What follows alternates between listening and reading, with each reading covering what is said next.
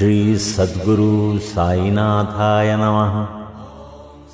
अब सच्चरित्र का अध्याय 51 यहाँ 50वें अध्याय के रूप में सुनाने जा रहा हूं। इस अध्याय में काका साहेब दीक्षित, टेम्बे स्वामी और बालाराम धुरंधर की कथाएं हैं। प्रस्तावना। उन साई महाराज की जय हो जो भक्तों के जीवनाधार एवं सद्गुरु हैं। वे गीता धर्म का उपदेश देकर हमें शक्ति प्रदान कर रहे हैं। हे साईं, कृपा दृष्टि से देखकर हमें आशीष दो। जैसे मलयगिरी में होने वाला चंदन वृक्ष समस्त तापों का हरण कर लेता है, अथवा जिस प्रकार बादल जल वृष्टि कर लोगों को शीतलता और आनंद पहुंचाता है, या जैसे वसंत में खिले फूल ईश्वर पूजन के काम आते हैं, इसी प्रकार श्री साईं बाबा की कथाएं पाठकों तथा श्रोताओं को धैर्य एवं सांत्वना देती हैं। जो कथा कहते हैं या श्रवण करते हैं, वे दोनों ही धन्य हैं, क्योंकि उनके कहने से मुख तथा श्रवण से कान पवित्र हो जाते हैं। ये तो सर्वमान्य है कि चाहे हम सैकड़ों प्रकार की साधनाएं क्यों न करें, जब तक सद्गुरु की कृपा नहीं होती तब तक हमें अपने आध्यात्मिक ध्येय की प्राप्ति नहीं हो सकती। इसी विषय की कथाएं सुनाने जा रहा हूं। काका साहेब दीक्षित। श्री हरि सीताराम उपनाम काका साहेब दीक्षित सन 1964 में वडनगर के नागर ब्राह्मण कुल में खंडवा में पैदा हुए थे। उनकी प्राथमिक शिक्षा खंडवा और हिंगणघाट में हुई। माध्यमिक शिक्षा नागपुर में उच्च श्रेणी में प्राप्त करने के बाद उन्होंने पहले विल्सन तथा बाद में एल्फिंस्टन कॉलेज में अध्ययन किया। सन 1983 में उन्होंने ग्रेजुएट की डिग्री लेकर कानूनी LLB और कानूनी सलाहकार यानी सॉलिसिटर की परीक्षाएं पास की, और फिर वे सरकारी solicitor firm Messrs little and company में कार्य करने लगे।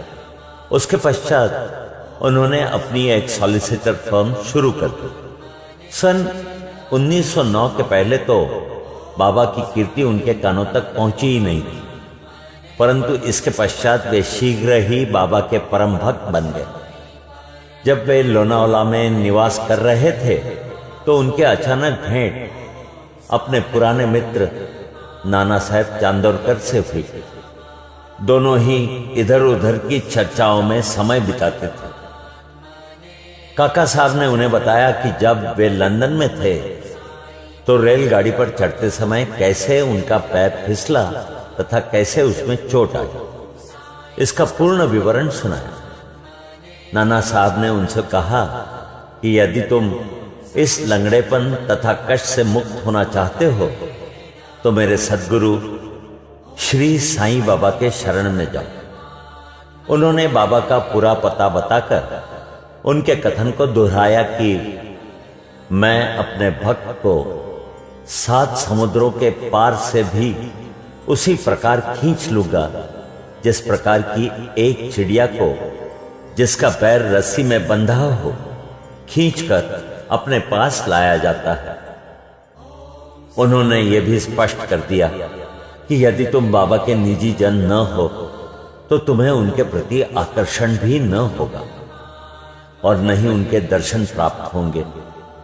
काका साहेब को ये बातें सुनकर बड़ी प्रसन्नता हुई और उन्होंने कहा वे शिरडी जाकर बाबा से प्रार्थना करेंगे कि शारीरिक लंगड़ेपन के बदले उनके चंचल मन को अपंग बनाकर परमानंद प्राप्ति करा दे।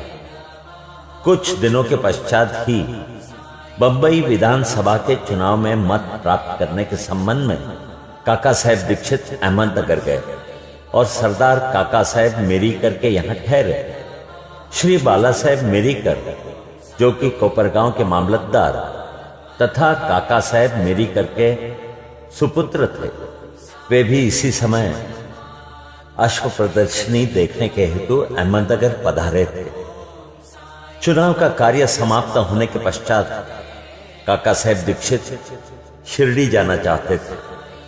यहाँ पिता और पुत्र दोनों ही घर में विचार कर रहे थे कि काका साहेब के साथ भेजने के लिए कौन सा व्यक्ति उपयुक्त होगा, और दूसरी ओर बाबा अलग ढंग से उन्हें अपने पास बुलाने का प्रबंध कर रहे हैं। श्यामा के पास एक तार आया कि उनकी सास की हालत अधिक शोचनीय है और उन्हें देखने वे शीघ्र ही अहमदनगर को आए।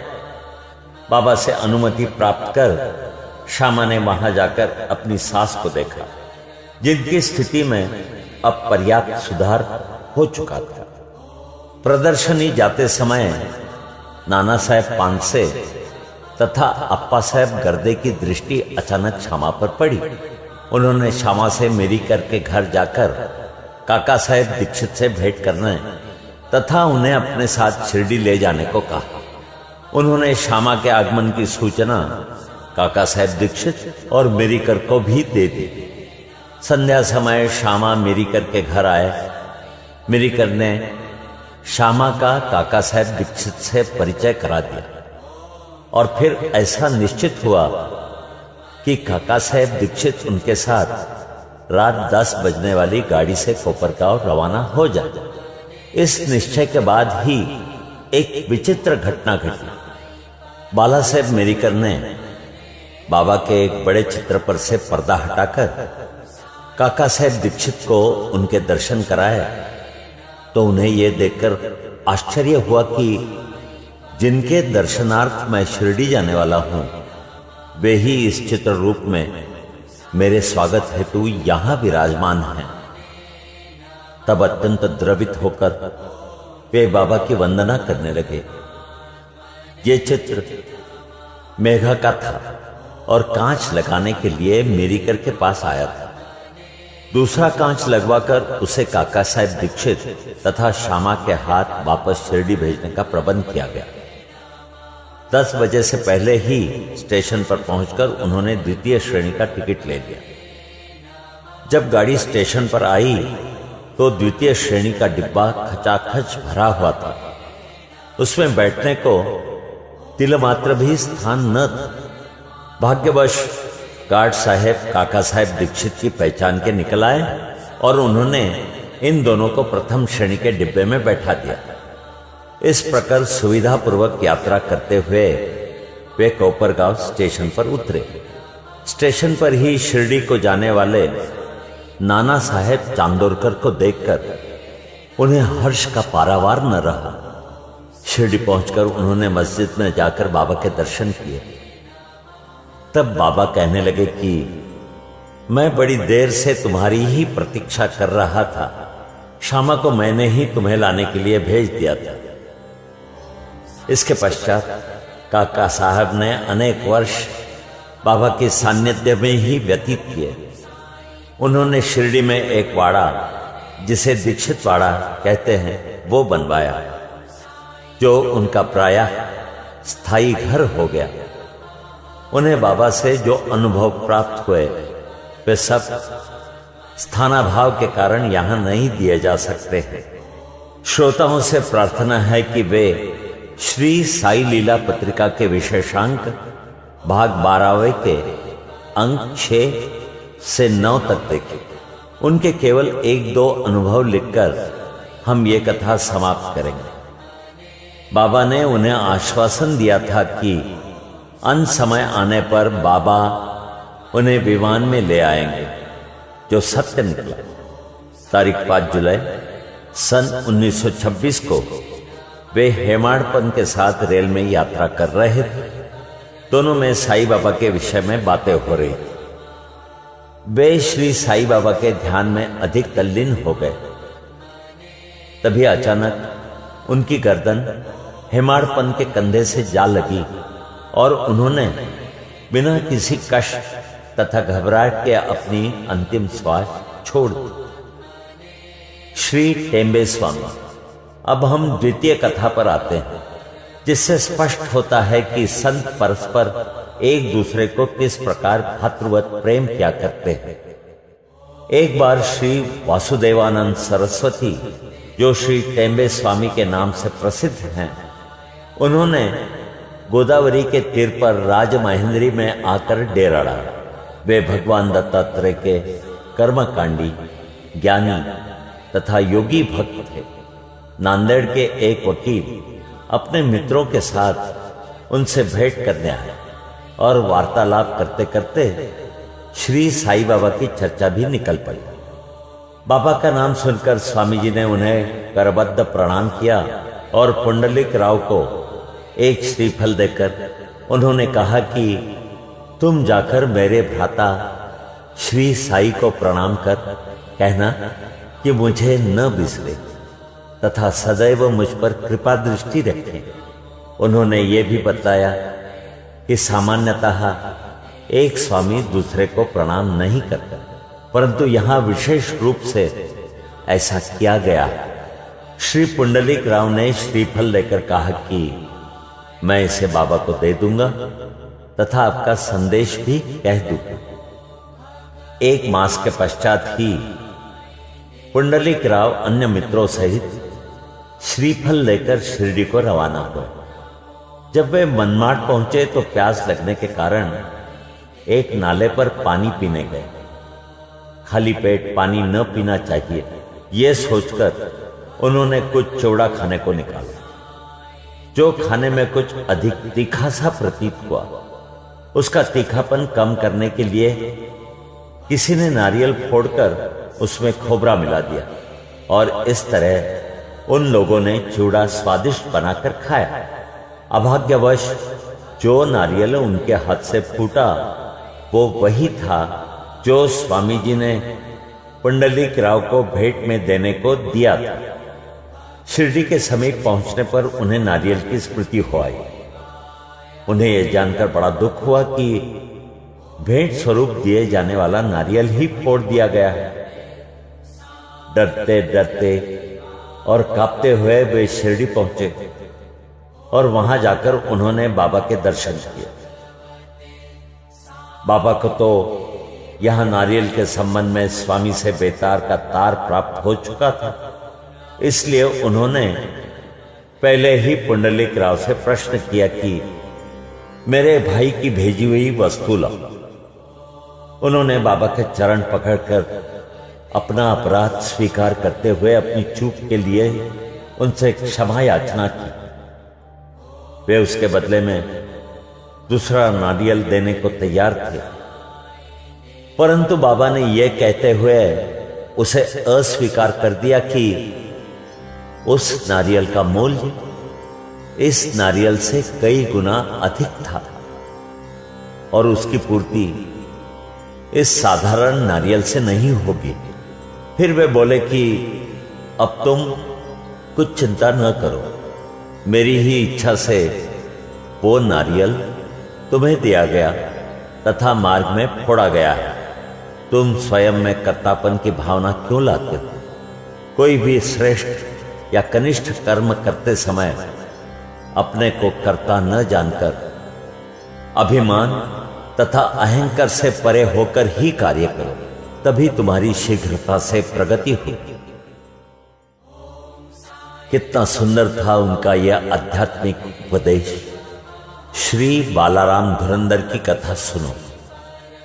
1878 से 1915 तक वो जीवित रहे। सांता क्रूज बंबई के श्री बालाराम धुरंधर प्रभु जाति के एक सज्जन थे। वे बंबई के उच्च न्यायालय में एडवोकेट थे तथा किसी समय शासकीय विधि विद्यालय यानी कि गवर्नमेंट लॉ कॉलेज बंबई के प्राचार्य भी थे। उनका संपूर्ण कुटुंब सात्विक तथा धार्मिक था। श्री बालाराम ने अपनी जाति की योग्य सेवा की और इस संबंध में एक पुस्तक भी प्रकाशित कराई। इसके पश्चात उनका ध्यान आध्यात्मिक और धार्मिक विषयों पर गया। उन्होंने ध्यानपूर्वक गीता, उसकी टीका ज्ञानेश्वरी तथा अन्य दार्शनिक ग्रंथों का अध्ययन किया।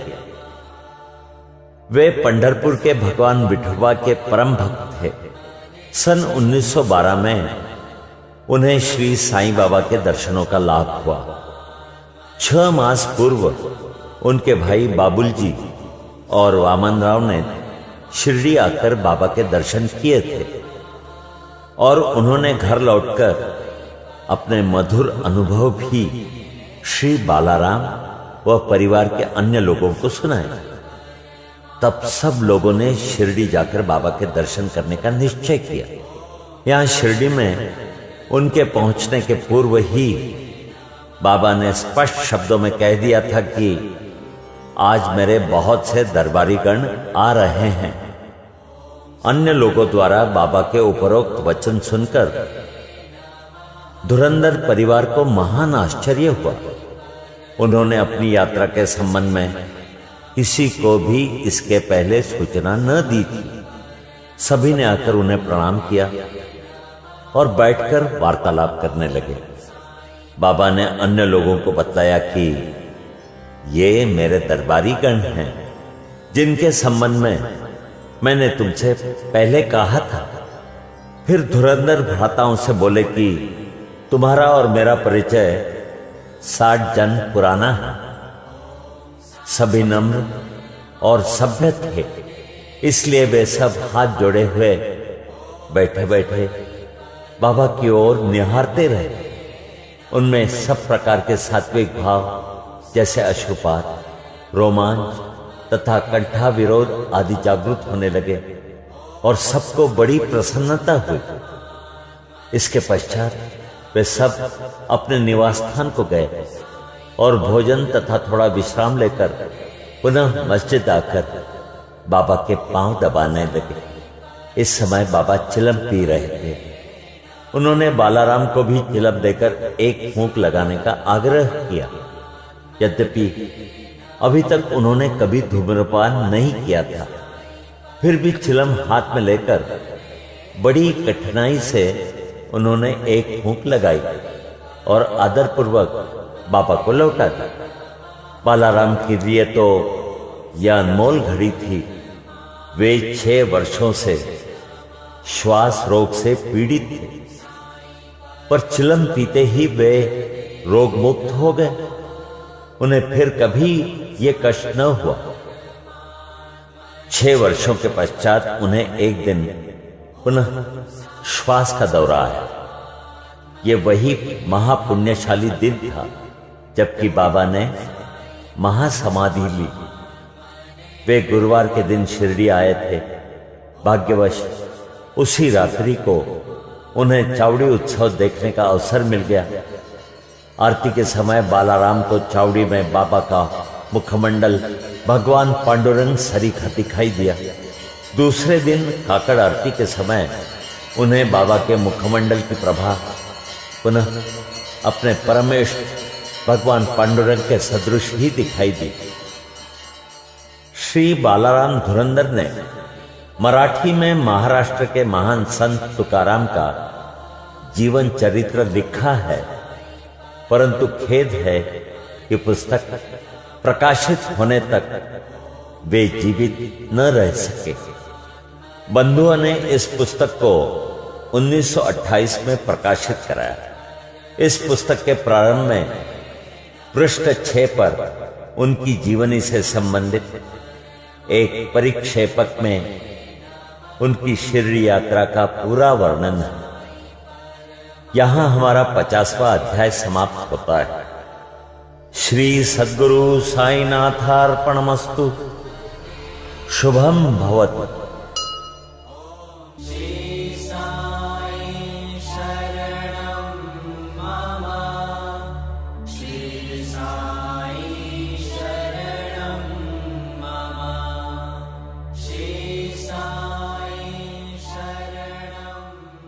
ओम श्री साईनाथाय नमः।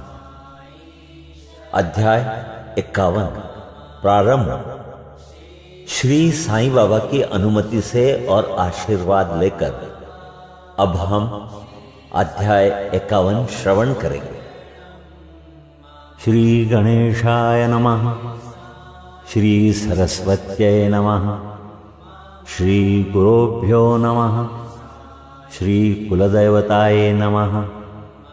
श्री सीतारामचंद्राभ्यां नमः। श्री सद्गुरु साईनाथाय नमः। अब सुनिए उपसंहार। अध्याय 51 पूर्ण हो चुका है और अब अंतिम अध्याय मूल ग्रंथ का 52वां अध्याय। इसमें हेमाड़ पंत ने अंतिम समालोचना की है और उसी प्रकार सूची लिखने का वचन दिया है जिस प्रकार की अन्य मराठी धार्मिक काव्य ग्रंथों में विषय की सूची अंत में लिखी जाती है। अभाग्यवश हेमाड़ पंत के कागज पत्रों की छानबीन करने पर भी वो सूची प्राप्त न हो सकी। तब बाबा ने एक योग्य तथा धार्मिक भक्त ठाणे के अवकाश प्राप्त मामलतदार श्री बी.वी. देव ने उसे रचकर प्रस्तुत किया। पुस्तक के प्रारंभ में ही विषय सूची देने तथा प्रत्येक अध्याय में विषय का संकेत शीर्षक स्वरूप लिखना ही आधुनिक प्रथा है। इसलिए यहां अनुक्रमणिका नहीं दी जा रही है। अतः इस अध्याय को उपसंहार समझना ही उपयुक्त होगा। अभाग्यवश हेमाड़ पंत उस समय तक जीवित न रहे कि वे अपने लिखे हुए इस अध्याय की प्रति में संशोधन करके उसे छापने योग्य बनाते। अब सुनिए सद्गुरु श्री साई की महान। हे साई, मैं आपकी चरण वंदना कर आपसे शरण की याचना करता हूं, क्योंकि आप ही इस अखिल विश्व के एकमात्र आधार हैं।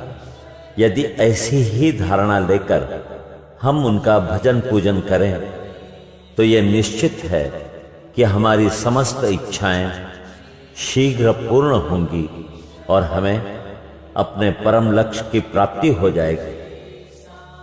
आज निंदित विचारों के तट पर माया मोह के झंझावात से धैर्य रूपी वृक्ष की जड़ें उखड़ गई हैं।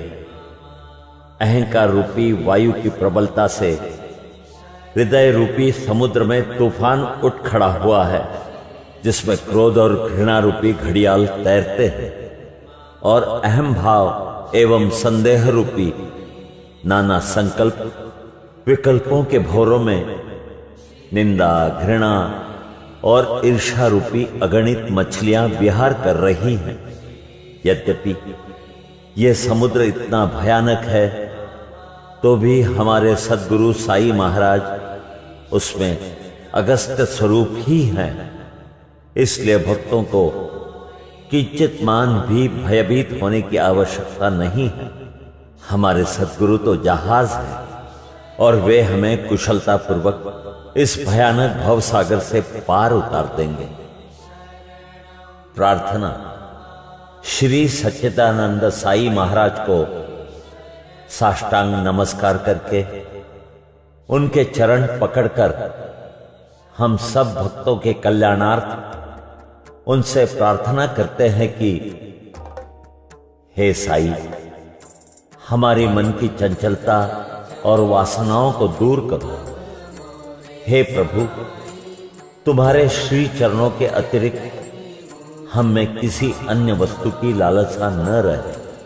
तुम्हारा यह चरित्र घर घर पहुंचे और इसका नित्य पठन पाठ हो, और जो भक्त इसका प्रेम पूर्वक अध्ययन करें उनके समस्त संकट दूर हो। अब सुनिए फलश्रुति। अब इस पुस्तक के अध्ययन से प्राप्त होने वाले फल के संबंध में कुछ शब्द कहूंगा। इस ग्रंथ के पठन पाठन से मनोवांछित फल की प्राप्ति होगी। पवित्र गोदावरी नदी में स्नान कर शिरडी के समाधि मंदिर में श्री साईं बाबा की समाधि के दर्शन कर लेने के पश्चात इस ग्रंथ का पठन पाठन या श्रवण प्रारंभ करोगे तो तुम्हारे त्रिविध संकट भी दूर हो जाएंगे। समय समय पर श्री साईं बाबा की कथा वार्ता करते रहने से तुम्हें आध्यात्मिक जगत के प्रति अभिरुचि हो जाएगी, और यदि तुम इस प्रकार नियम तथा प्रेम पूर्वक अभ्यास करते रहे तो तुम्हारे समस्त पाप अवश्य नष्ट हो जाएंगे। यदि सचमुच ही तुम आवागमन से मुक्ति चाहते हो तो तुम्हें साई कथाओं का नित्य पठन पाठन, स्मरण और उनके चरणों में प्रगाढ़ प्रीति रखनी चाहिए। साई कथा रूपी समुद्र का मंथन कर उसमें से प्राप्त रत्नों को दूसरों को वितरण करो, जिससे तुम्हें नित्य नूतन आनंद का अनुभव होगा और श्रोतागण अधपतन से बच जाएंगे। यदि भक्तगण अनन्य भाव से उनकी शरण में आए तो उनका मैं नष्ट होकर बाबा से अभिन्नता प्राप्त हो जाएगी, जैसे कि नदी समुद्र में मिल जाती है। यदि तुम तीन अवस्थाओं अर्थात जागृति, स्वप्न और निद्रा में से किसी एक में भी साई चिंतन में लीन हो जाओ तो तुम्हारा सांसारिक चक्र से छुटकारा हो जाए। स्नान कर प्रेम और श्रद्धा युक्त होकर जो इस ग्रंथ का 1 सप्ताह में पठन समाप्त करेंगे उनके सारे कष्ट दूर हो जाएंगे, या जो इसका नित्य पठन या श्रवण करेंगे उन्हें सब भयों से तुरंत छुटकारा मिल जाएगा। इसके अध्ययन से हर एक को अपनी श्रद्धा और भक्ति के अनुसार फल मिलेगा, परंतु इन दोनों के अभाव में किसी भी फल की प्राप्ति होना संभव नहीं है। यदि तुम इस ग्रंथ का आदरपूर्वक पठन करोगे तो श्री साई प्रसन्न होकर तुम्हें अज्ञान और दरिद्रता के पास से मुक्त कर ज्ञान, धन और समृद्धि प्रदान करेंगे। यदि एकाग्र चित्त होकर नित्य एक अध्याय ही पढ़ोगे तो तुम्हें अपरिमित सुख की प्राप्ति होगी। इस ग्रंथ को अपने घर पर गुरु पूर्णिमा, गोकुलाष्टमी, रामनवमी, विजयादशमी और दीपावली के दिन अवश्य पढ़ना चाहिए।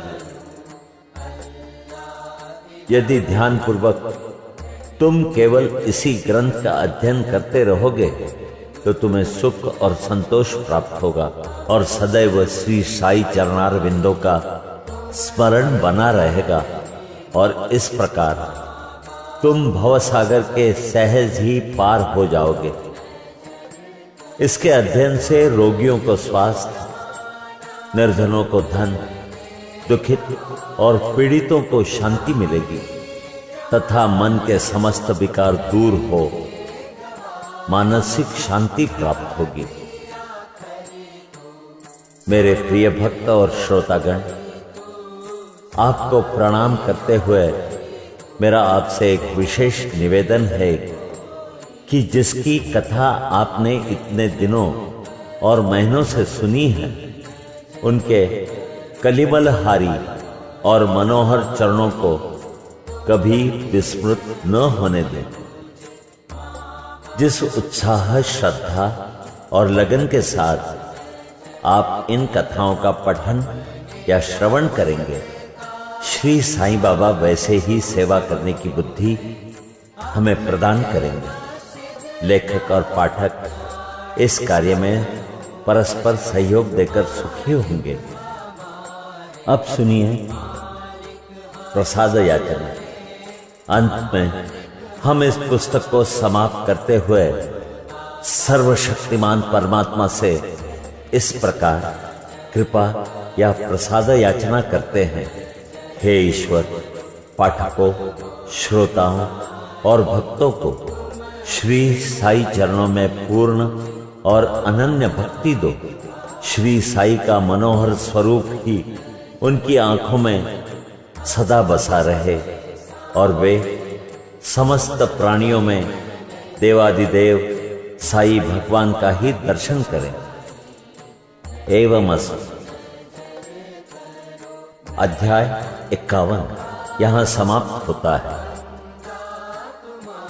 श्री सद्गुरु साईनाथार्पणमस्तु।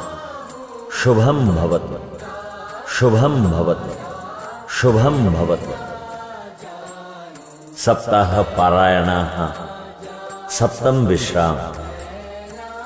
ओम श्री साई यशाकाय शिरडीवासिने नमः।